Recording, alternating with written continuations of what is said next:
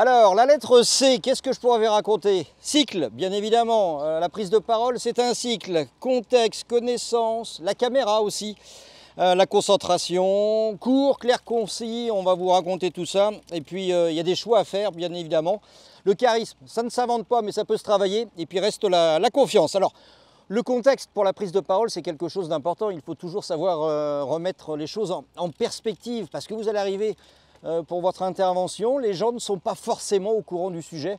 Donc l'introduction, elle sera importante. Vous voyez, moi, le contexte, là, je fais du coaching sur la prise de parole en public. Je suis au milieu des vignes, normal, c'est la région de Champagne.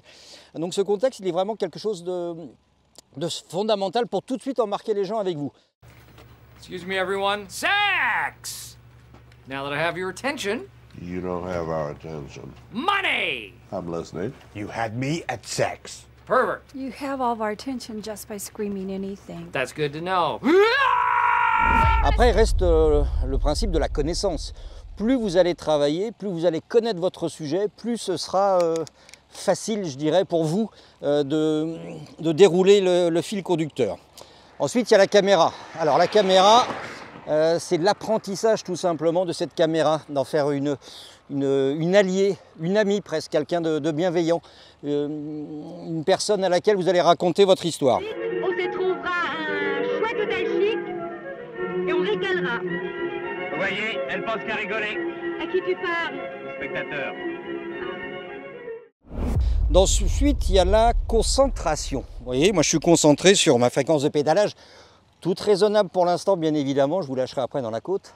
Voilà, côte, ah oui, le C de côte, j'avais oublié que ça grimpait ici, mais bon, ça c'est pas très important.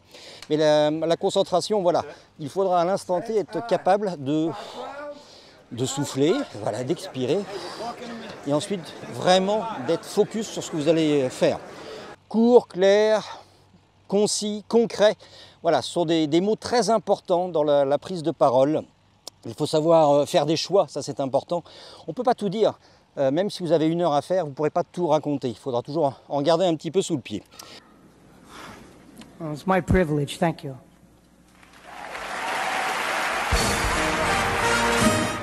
Et puis ensuite, je vous ai évoqué le côté cycle. Voilà.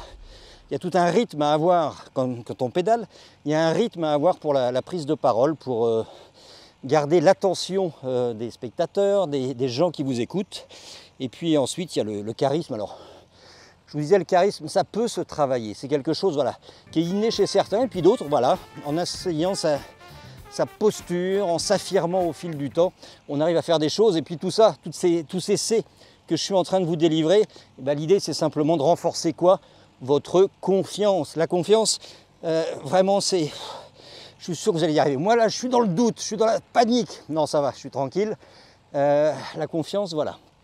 En travaillant tous ces aspects de la lettre C, puis toutes les lettres de l'alphabet, bien évidemment, vous arriverez à quelque chose de très très chouette. Allez, moi j'ai terminé et je m'en vais. Salut à tous.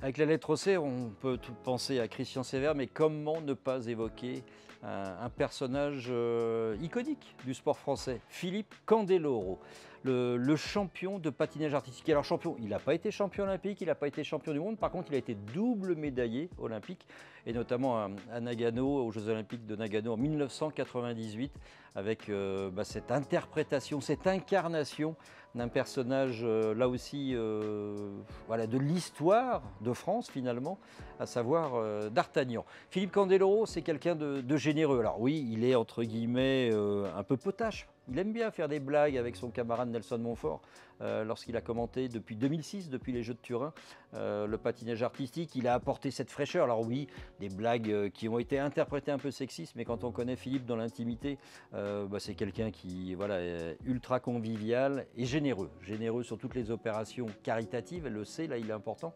Quand il s'engage, il va faire les photos avec les enfants, avec tout le monde. Et puis aussi, aujourd'hui, Candeloro, c'est un chef d'entreprise. Il a monté une structure pour organiser des spectacles sur glace en famille. Voilà, Philippe Candeloro, j'ai le plaisir de le côtoyer professionnellement et dans l'intimité. Et c'est quelqu'un qui vraiment a une fraîcheur, une spontanéité et une générosité qui sont vraiment tellement positives que ça fait du bien de le croiser.